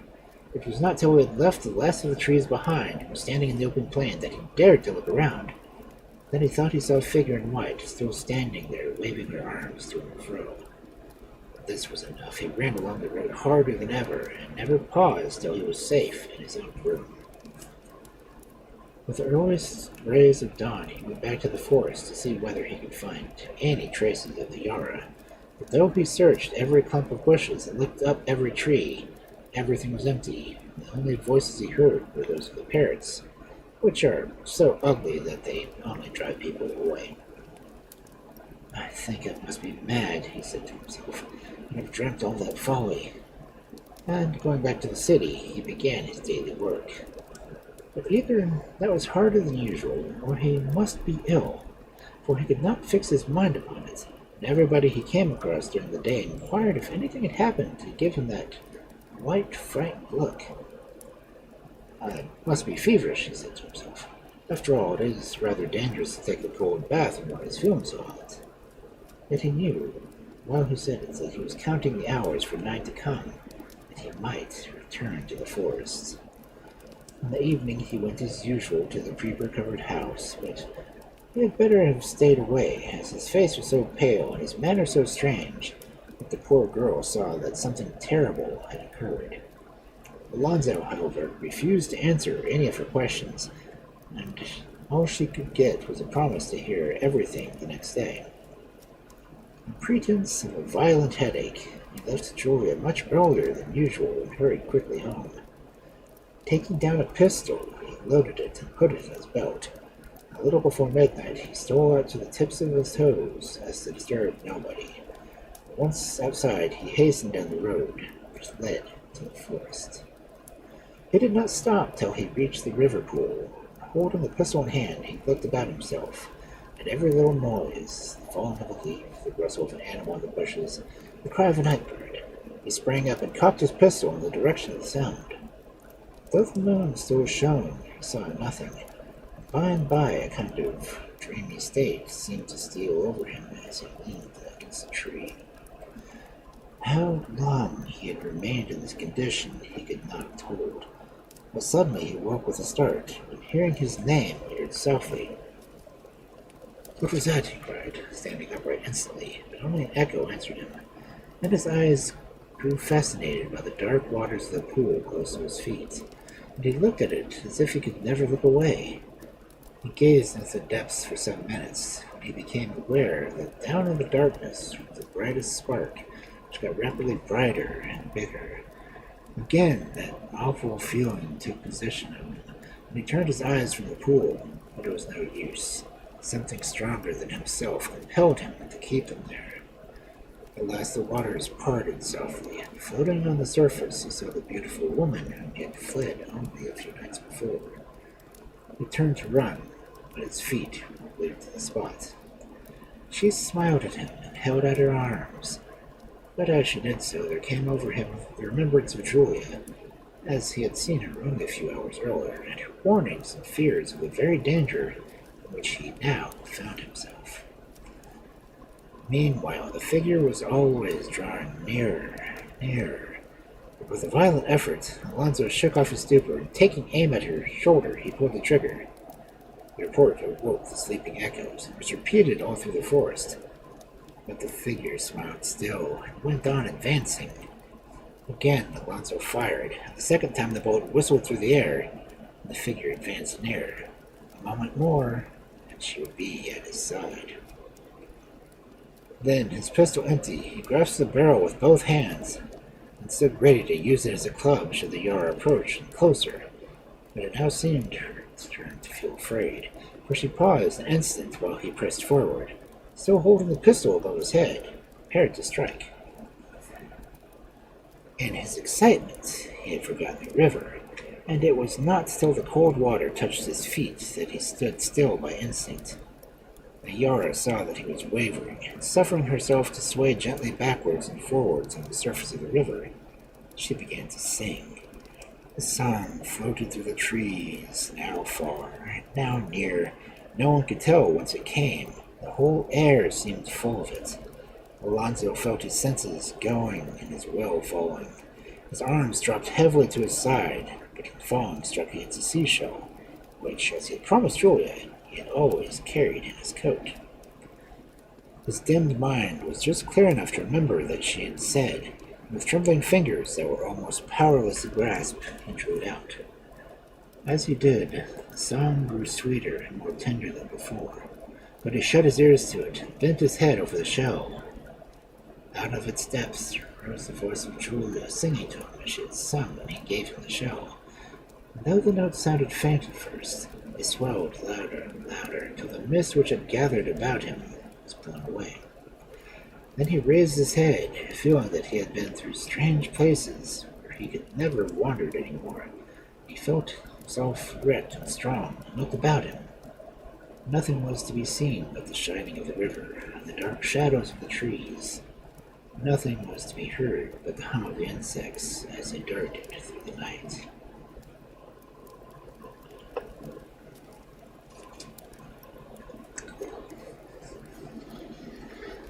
And that's our first ghost story for this book.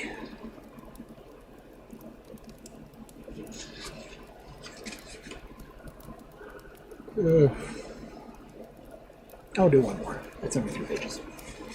I think. Maybe. Well, I do more than that. I don't know. I've only been doing a little right now. I have. So our next story, from Indian Folktales, from the Bureau of Ethnology. It's actually an Indian government book system, right? The Cunning Hare. In a very cold country, far across the seas, where ice and snow cover the ground for many months of the year, there lived a little hare who, as his father and mother were both dead, was brought up by his grandmother. As he was too young and she was too old to work, they were very poor, and often did not have enough to eat. One day, when the little fellow was hungrier than usual, he asked his grandmother if he might go down to the river and to catch a fish for their breakfast. and as the thaw had come and the water was flowing freely again, she laughed at him for thinking that any fish would let itself be caught by a hare, especially such a young one. But as she had the rheumatism very badly and could get no food herself, she let him go. "Well, if he does not catch a fish, he may find something else," she said to herself. So she told her grandson where to look for the net and how he was to set it across the river. But just as he was starting off, feeling himself quite the man, she called him back. "After all, I don't know what use it is for your going, my boy, for even if you would catch a fish, I have no fire to cook it with." "Let me catch my fish, and I will soon make you a fire," he answered gaily, for he was young and knew nothing about the difficulties of fire-making. It took him some time to haul the net through the bushes and over fields, but at length he reached the pool in the river, which he had often heard was swarming with fish, and here he set the net, as his grandmother had directed him. He was excited that he hardly slept all night, and the first very streak of dawn he ran as fast as he could down to the river. His heart beat so quickly it was as if he had dogs behind him, and he hardly dared to look, or lest he would be disappointed. There would be even one fish, and at this thought the pangs of hunger made him feel quite sick with fear. But he need not have been afraid, and every mesh of the net was one fine fat fish. And of course the net itself was so heavy that he could only lift one corner. He threw some of the fish back into the water and buried some more in a hole under a stone, where he would be sure to find them. Then he rolled up the net with the rest and put it on his back and carried it home. The weight of the load caused his back to ache, and he was thankful to drop it outside their hut, when he rushed in full of joy to tell his grandmother. "Be quick and clean them," he said, "and I will go to the people's tent on the other side of the water." The old woman stared at him in horror as she listened to his proposal. Other people had tried to steal fire before, and few indeed had come back with their lives, but as, contrary to all her expectations, he had managed to catch such a number of fish, she thought that perhaps there was some magic about him which she did not know of, and did not try to hinder him. When the fish were all taken out, he fetched the net which he had laid out to dry, folded up very small, and ran down to the river, and hoping that he might find a place narrow enough for him to jump over. But he soon saw that it was too wide for even the best jumper in the world. For a few moments he stood there, wondering what was to be done, when he darted his head into words of spell which he had once heard a wizard use while drinking from the river. He repeated them as well as he could remember, and waited to see what would happen. In a few minutes he was grunting and puffing so hard that columns of water rose into the air, and though he could not tell he had made them. Then he went round to the bend of the stream, came 15 huge whales, which he had ordered to place themselves head to tail like stepping stones, so that he could jump from one to the other until he landed on the opposite shore. Directly he got there, he told the whales that he did not need them anymore, and sat down in the sand to rest. Unluckily, some children who were playing about caught sight of him, and one of them, stealing swiftly up beside him, laid tight hold of his ears.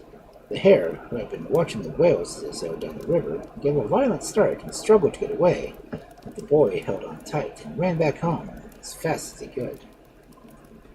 "Throw it in the pot," said the old woman as soon as he told her the story. "Put it in the basket, and as soon as the water boils in the pot, we will hang it over the fire." "Better kill it first," said the old man, as the hare listened, horribly frightened, but still looking secretly to see if there was no hole through which he might escape, or if he had any chance of doing so. Yes, there was one, right in the top of the tent, so shaking himself as if with fright, he let the end of his net unfold until little. "I wish that the spark of fire would fall in my net," whispered he. In the next minute, a great log fell forward in the midst of the tent, causing every one to spring backwards. The sparks were scattered in every direction, and one fell on the net, making it a little blaze. In an instant the hare had leaped through the hole and was racing towards the river with men and women and children after him. There was no time to call back the whales, so holding the net tight in his mouth, he wished himself across the river, and then jumped high into the air and landed safely on the other side. and after turning around to be sure that there was no chance of anyone pursuing him, he trotted happily home to his grandmother. "Didn't I tell you I'd bring you fire?" he said, holding up his net, which was now burning briskly. "But how did you cross the water?" inquired the old woman. "Well, I just jumped," he said, and his grandmother asked him no more questions, for she saw that he was wiser than she.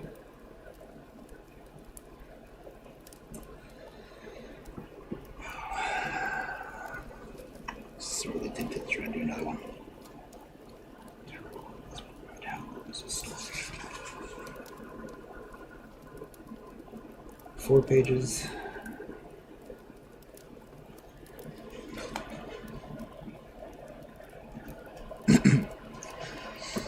Should I try to do another 4-page story?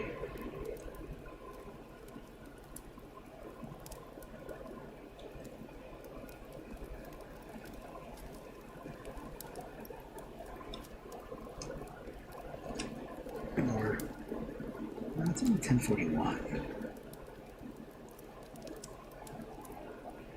I read that it went accurate early, so I have to hold this one back some.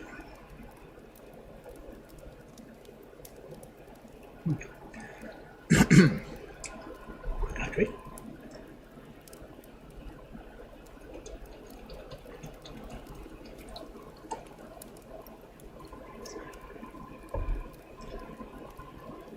Okay. Another one is from the Bureau of Ethnology. Ethnology.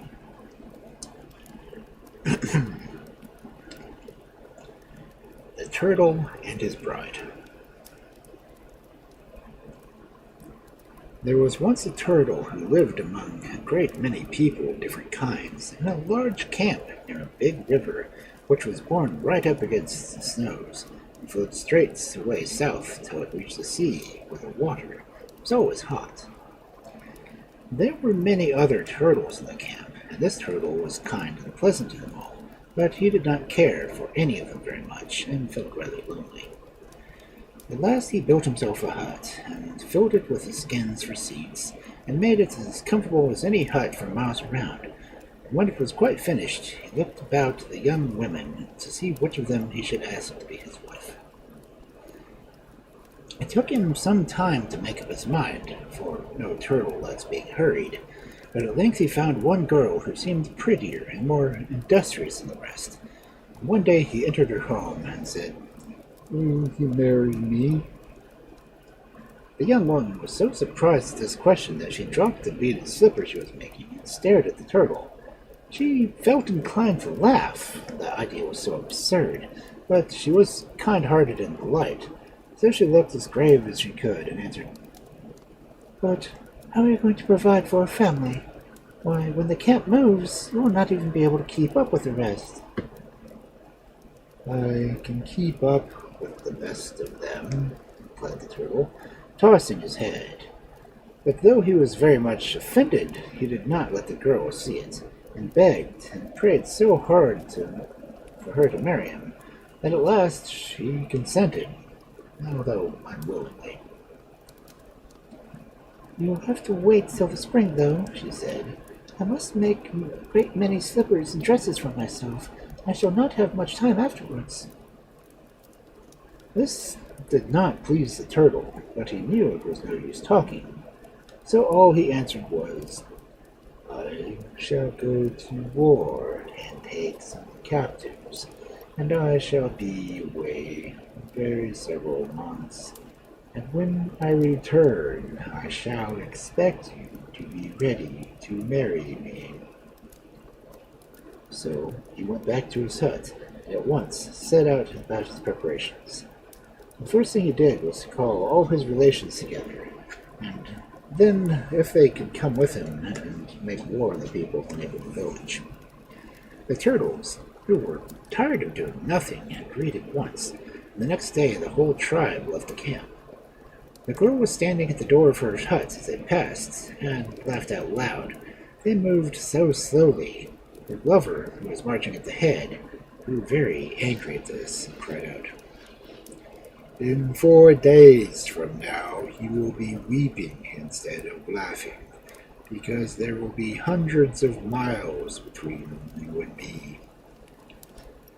In 4 days, replied the girl, who only promised to marry him in order to get rid of him. In 4 days you will hardly be out of sight.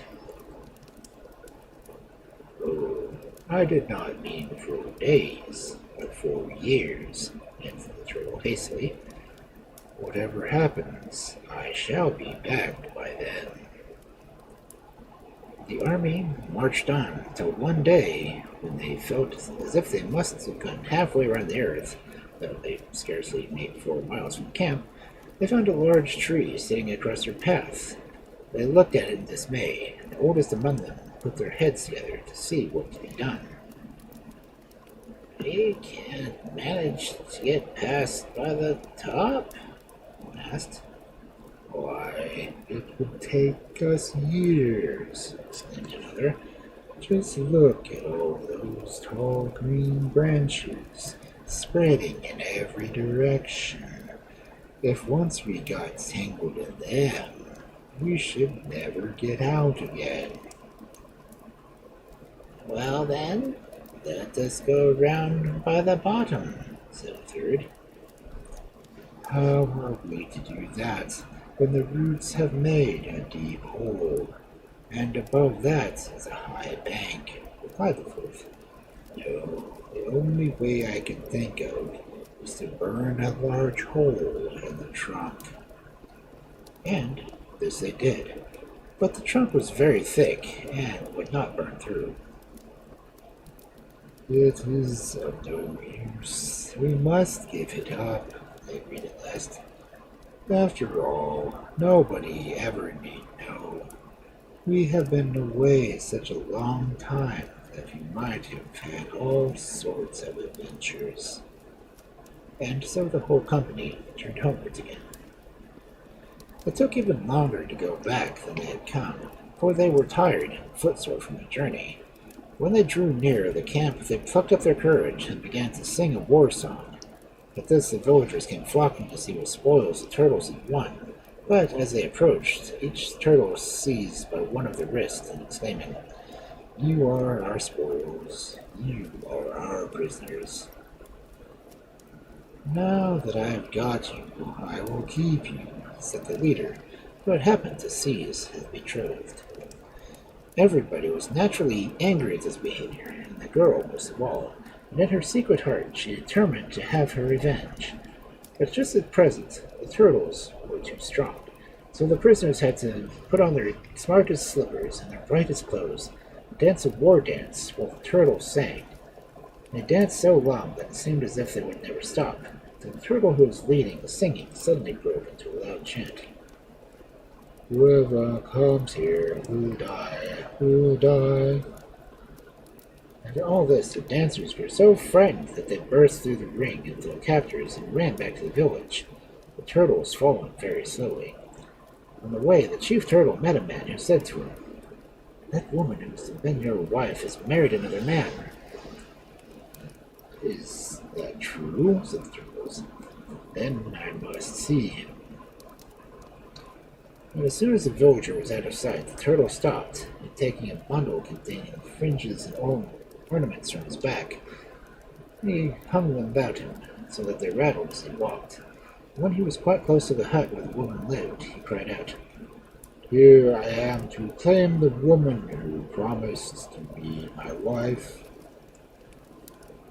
"Oh, here's the turtle," whispered the husband hurriedly. "What is to be done now?" "Leave that to me. I will manage him," replied the wife. And at that moment the turtle came in and seized her by the wrist. "Come with me," he said sternly. "You broke your promise," answered she. "You said you would be back soon, and it's been more than a year since you went. How was I to know that you were still alive?" At her words, the husband took courage and spoke hastily. "Yes, you promised you would go to war and bring back some prisoners, and yet you have not done that." "I did go and made many prisoners," retorted the turtle angrily, drawing out his knife. "Look here, if she won't be my wife, she shan't be yours. I will cut her in two. You shall have one half, and I the other. But half a woman is of no use to me, answered the man. If you want her so much, you had better take her. The turtle, followed by his relations, carried her off to his own hut. Now, the woman saw she could gain nothing by being sulky, so she pretended to be very glad to have got rid of her husband, but all the while she was trying to invent a plan to deliver herself from the turtle. At length she remembered that one of her friends had a large iron pot, and when the turtle had gone to his room to put away his fringes, she ran over to her neighbor's and brought back the pot. Then she filled it with water and hung it over the fire to boil. It was just beginning to bubble and hiss when the turtle entered. "What are you doing there?" asked he, as he was always afraid of things that he did not understand. Just warming some water, she answered. Do you know how to swim? Of course I do. What a question. But what does it matter to you? Said the turtle, more suspicious than ever. Oh, I only thought that after your long journey you might like to wash. The roads are so muddy, and after the winter rains, I would like to rub your shell for you till it was bright and shining again. Well, I am muddy. If one is fighting, one cannot stop to pick one's way. I should certainly be more comfortable if my back were washed. The woman did not wait for him to change his mind. She caught him up by a shell and popped him straight into the pot, where he sank to the bottom and died instantly. The other turtles, who were standing by the door, saw their leader disappear and felt it was their duties as soldiers to follow him, and springing into the pot, led too. All but one young turtle, who, frightened at not seeing any of his friends come out again, went as fast as he could to a clump of bushes, and from there made his way to the river. His only thought was to get away as far as possible from that dreadful hut, so he let the river carry him where it was going itself. And at last, one day, he found himself in the warm sea, where, if he is not dead, we may still meet him. Okay. Divorced by turtles.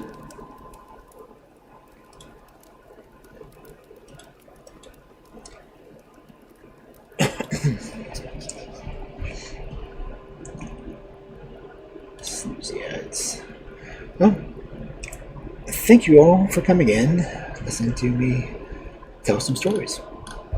Again, not a single fairy mentioned. But folk tales, fairy tales, a lot of people can't really tell the difference. Which is, kind of a thing. But anyway, let's see who might be on that we can raid.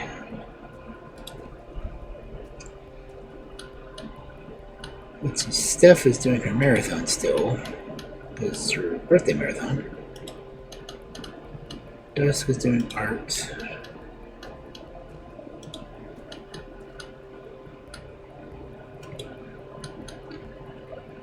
Lots of people doing art. People doing Phasmophobia.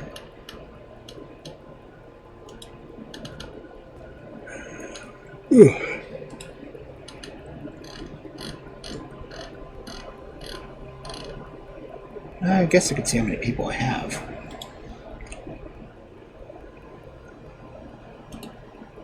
How many people here?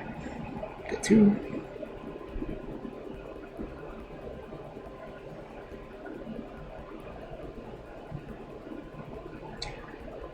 Let's go ahead and raid Dusk. I'm kind of curious what this does. This is raid. Apparently Frosty Tools is something.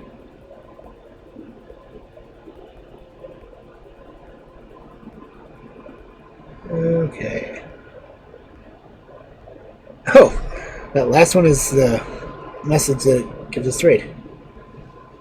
That's interesting. Oh well.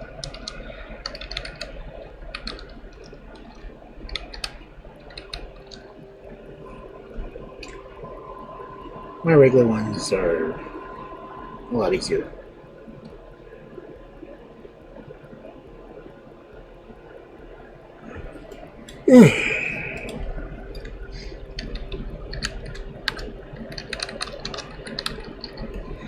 So, thank you all for coming in. I believe I will try to do a collab stream tomorrow for,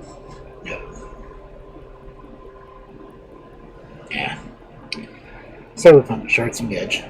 Yeah, that thing. But for now, I hope you all have a wonderful night.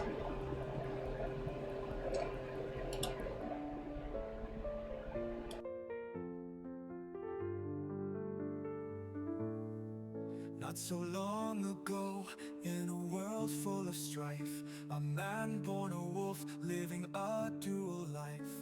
With magic in his veins, he walked the school hall, learning the arts, answering the call. But fear was a cloak he had to wear tight, hiding his truth, keeping darkness from light. Those who were scared turned away in despair, yet he bore the burden, he chose to take care. Now the times have changed, the monster's no longer scared. He's retired from magic, but his stories still flare, with tales of heroes, of legends so grand, selling dreams of the past across this vast land. In the shadows he lingered, where darkness would